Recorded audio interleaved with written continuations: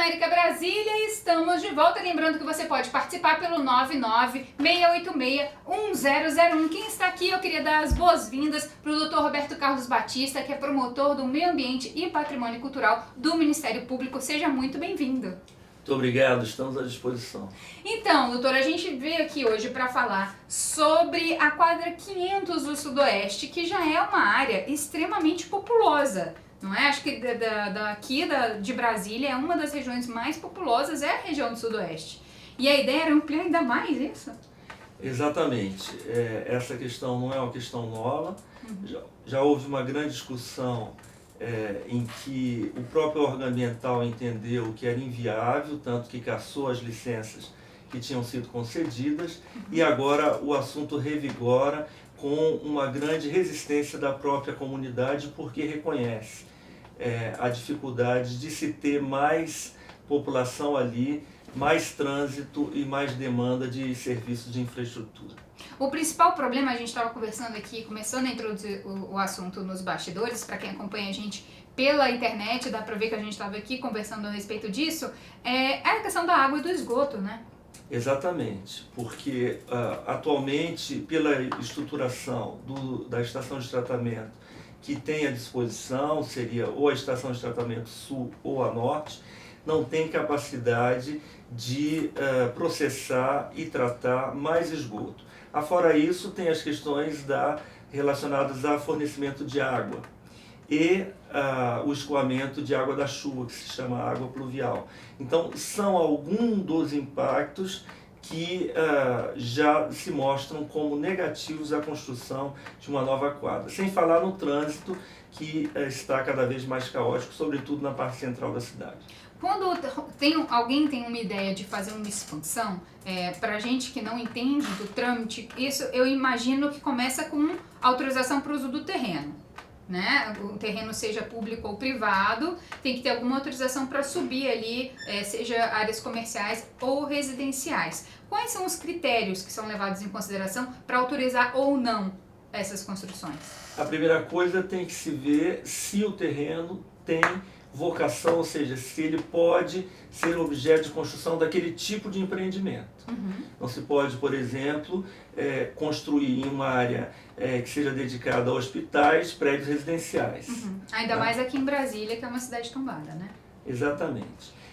O tombamento, e como eu disse no início, está na parte central da cidade.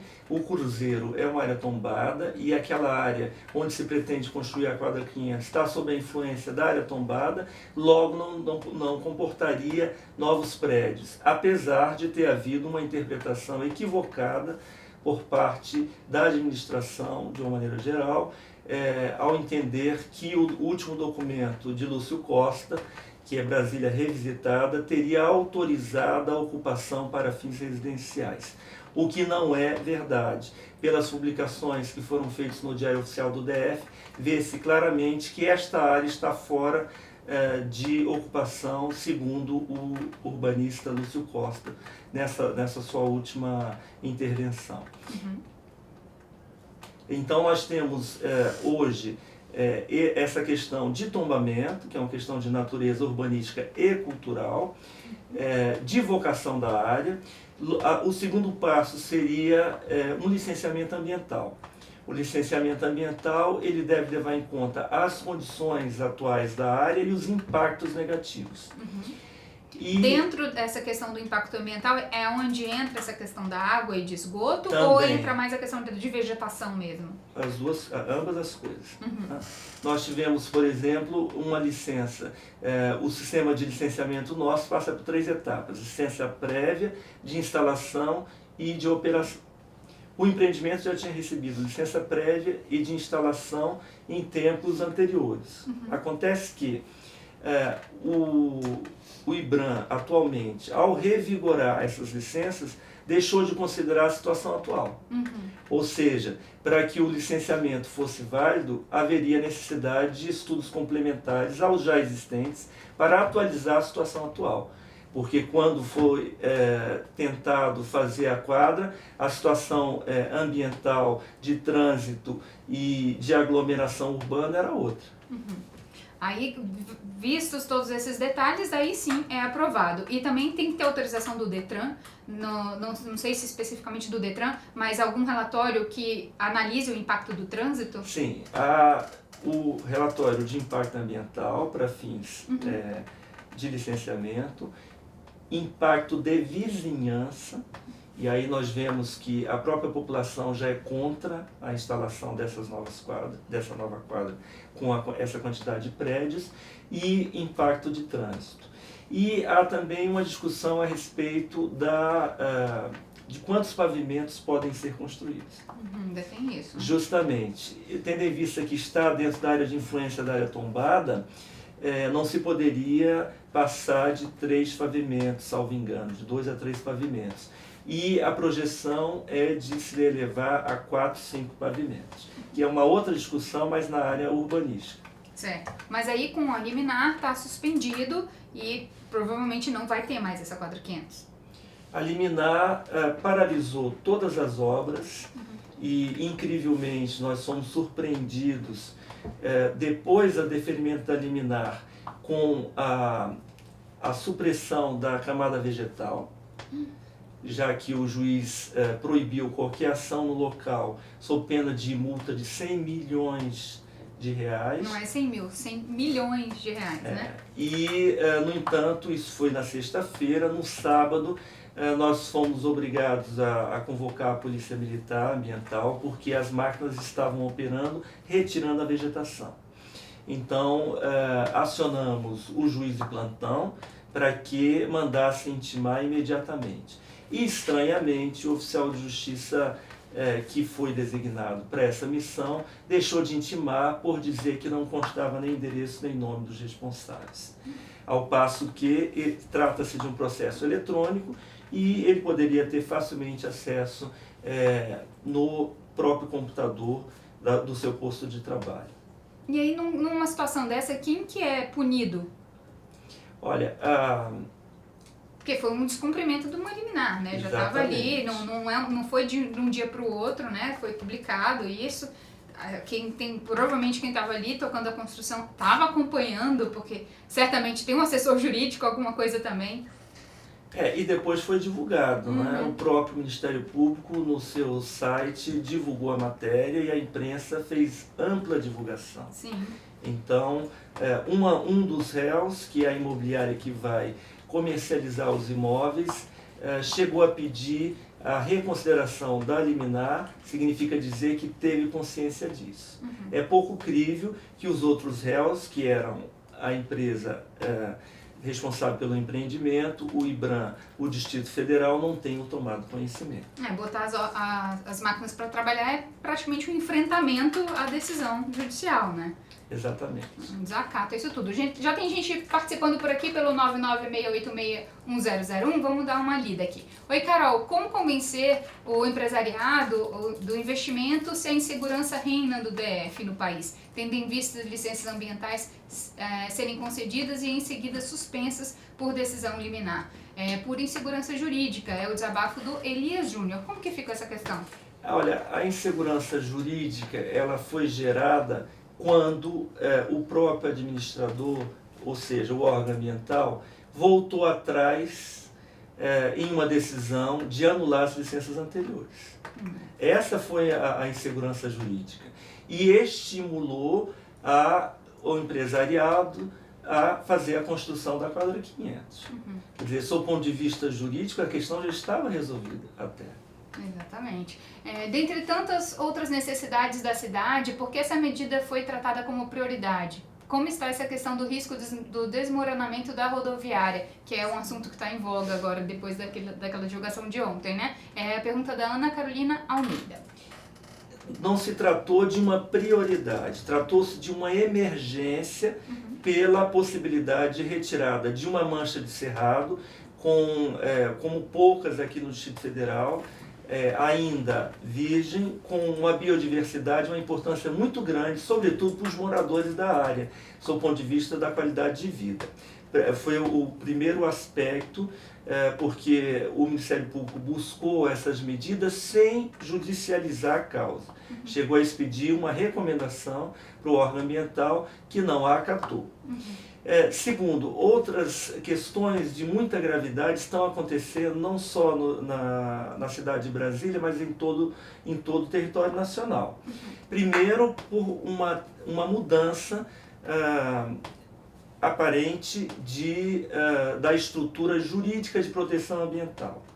Então, nós vemos aí várias medidas em caráter legislativo, de portarias, de mudanças de conselhos, e isso tudo vai repercutir. Então, há uma questão em caráter geral que tem prejudicado a questão ambiental.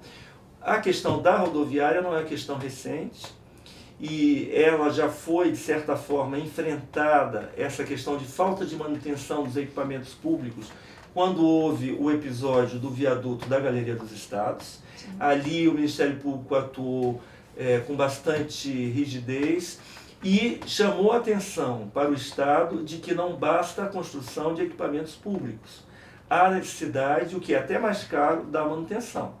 Isso que aconteceu com a rodoviária. A rodoviária já tem inúmeros anos que está com reformas e projetos de estabilização das falhas.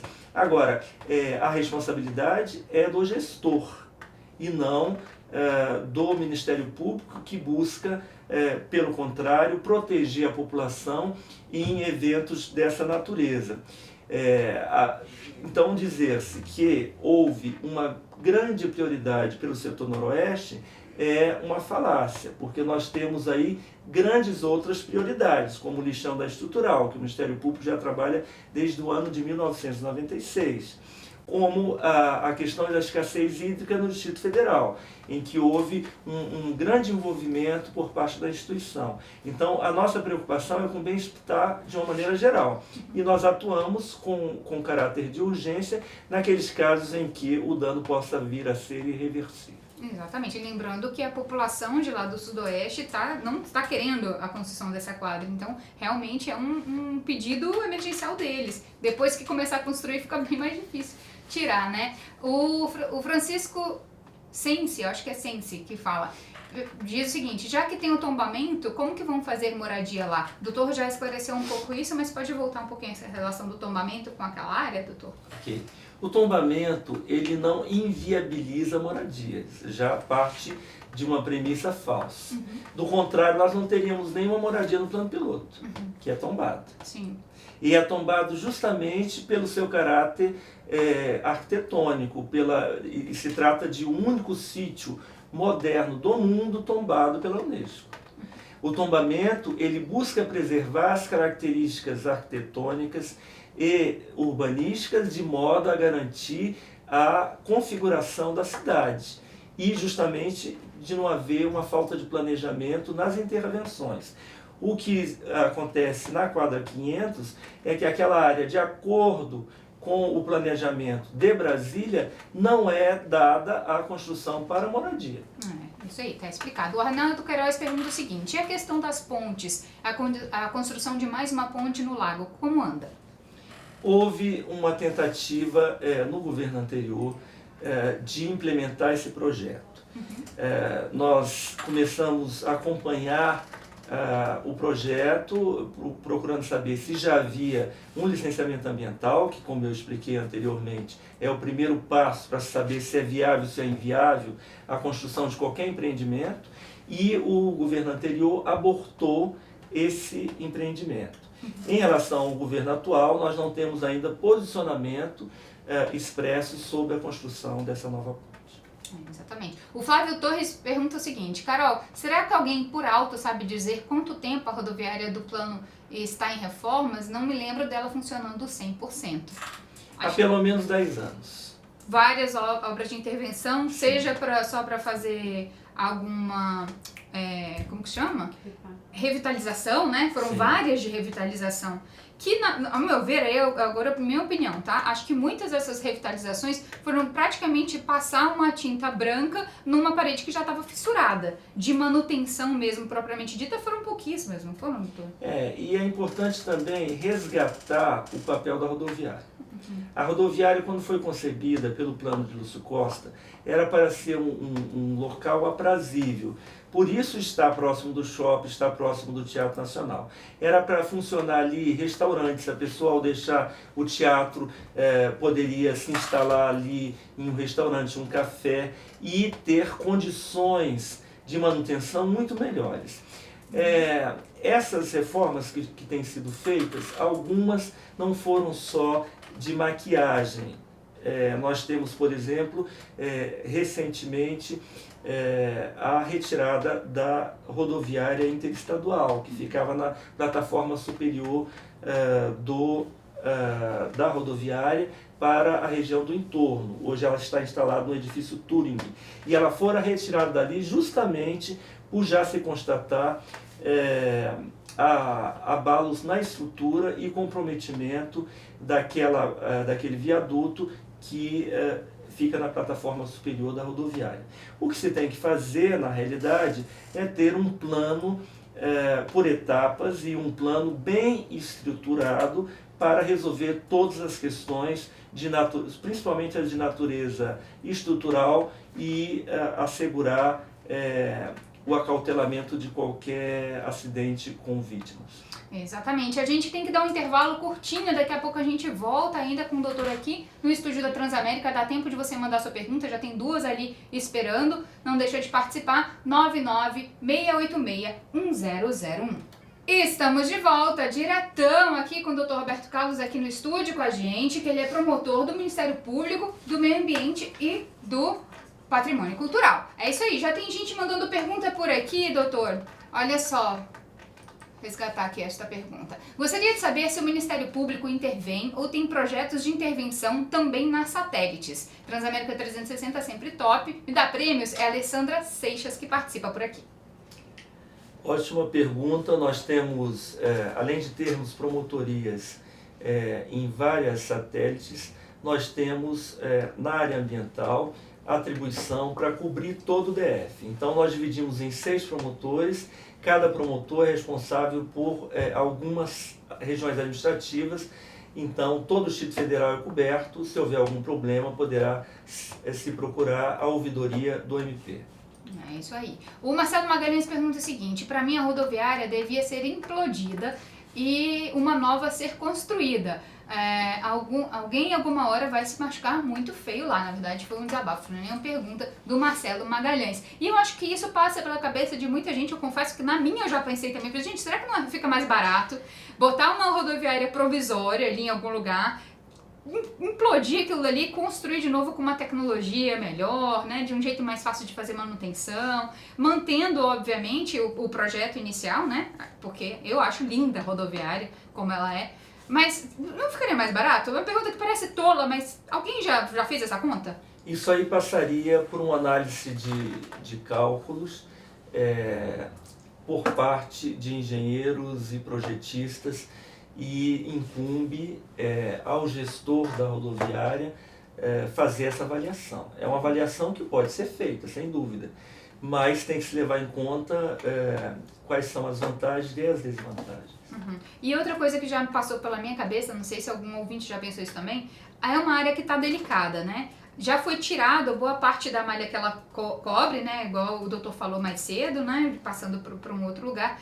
Será que não seria melhor também diminuir ainda mais, diluir ainda mais o fluxo lá dentro da rodoviária para pegar, eu não sei porque eu não sou especialista em trânsito, mas talvez só para ser uma área mesmo de conexão e reduzir a carga de lá da rodoviária do plano piloto? Um dos aspectos que contribuiu para a conexão foi uma estação de metrô, por um lado. E por outro lado, despertou mais público para aquela região. Sim. Né? Porque o metrô carrega muito mais que ônibus. A circulação de lá, eu estava ouvindo mais cedo, que até 500 mil pessoas circulam pela rodoviária por dia, né? Provavelmente. E, ao que me parece, hoje só há linhas que fazem conexão ou que são ligadas a satélites. mas a questão logística é que deve ser mudada, na minha concepção, porque hoje, por exemplo, instalaram painéis para o BRT e que inviabiliza a passagem de pedestre, que tem que dar a volta nos quiosques para ter acesso às baias dos outros ônibus. Então, ali é uma questão de logística. Isso tudo tem que ser pensado porque é uma área de circulação de pessoas, né? Aí essas pequenas improvisações, eu acho super válido ter o BRT, ter o metrô, ótimo, a gente precisa mesmo de mobilidade. Mas por isso que eu falo, talvez vamos montar tudo de novo, então, já que surgiram esses novos mecanismos de transporte aqui em Brasília, né? Seria uma análise. Eu queria saber se alguém já fez essa conta para saber o quanto valeria a pena. Voltando à questão das áreas de moradia e novas áreas, novos bairros, talvez até sendo construídos aqui em Brasília, como que a população pode se organizar para provocar o Ministério Público caso elas não queiram a criação de novas áreas? A própria população foi quem nos procurou, porque reside próximo, querem preservar uma qualidade de vida, tem legitimidade para isso, todo o nosso sistema jurídico estimula a participação democrática, isso não pode ser repudiado por nenhum governo, nenhuma administração, e eles podem tanto levar ao conhecimento do Ministério Público para providências através da ouvidoria, quanto podem impetrar ações também. Existe hoje a ação popular que qualquer cidadão pode impetrar para a defesa do meio ambiente, por exemplo, da moralidade administrativa, coisa que até a Constituição de 88 não era possível. Só era possível ação popular para a defesa do patrimônio público. Hoje se alargou, há muitas ações já propostas nesse sentido. Além disso, as associações que lidam com a defesa do meio ambiente ou do patrimônio cultural ou da ordem urbanística têm legitimidade para propor a mesma ação que o Ministério Público propõe, a chamada ação civil pública. Isso aí. O Alencar pergunta, boa tarde, ser de plena sapiência e palavras doces. Carol, falando em revitalização e tombamentos, como fica o Teatro Nacional? O Teatro Nacional é um caso que, como a rodoviária estava em situação bastante precária, arriscando inclusive de, caso houvesse um incêndio, haver uma tragédia, como houve no Rio Grande do Sul, porque as condições de acondicionamento, o revestimento interno, a falta de saídas para incêndio e uma série de outras questões, como de acessibilidade, não eram observados. Então, em razão disso, o governo fechou e resolveu fazer uma reforma para a manutenção dos outros itens do equipamento. Houve, no ano passado, um acordo, um contrato com uma ONG para captação de recursos e desenvolver o projeto. O projeto foi muito bem elaborado, só que os recursos não vieram. Então, o governo atual, ele pretende reformar alguns aspectos do projeto, sofisticar menos a reforma e canalizar os recursos da cultura, do FAC da Cultura, para a reforma da Sala Martins Pena, que é a menor. E houve, em razão disso, inclusive, uma grande manifestação da classe artística, porque estaria tirando recursos de várias outros segmentos da arte para recuperar apenas a Martins Pena. É um grande problema. O governo federal não apresentou nenhum recurso para colaborar com esse patrimônio que é o Teatro Nacional, que é o nosso maior espaço cultural no Distrito Federal e que a população ressente a sua inoperância durante tantos anos. Abandono, né? Eu diria a palavra abandono mesmo. Abandonaram o nosso Teatro Nacional, é uma grande perda. Queria super agradecer a presença do Dr. Roberto Carlos aqui no Estúdio Transamérica, foi deveras esclarecedor. Obrigada mesmo. Espero que tenha gostado. Sempre à disposição e é sempre uma grande oportunidade para dialogar com a comunidade. Você pode repetir o canal da ouvidoria do Ministério Público? Sim. A ouvidoria do Ministério Público ela funciona no próprio prédio do Ministério Público, mas através do site do do Ministério Público, é www.mpdft.mp.br. Se pode acessar eletronicamente, não precisa comparecer pessoalmente ao prédio.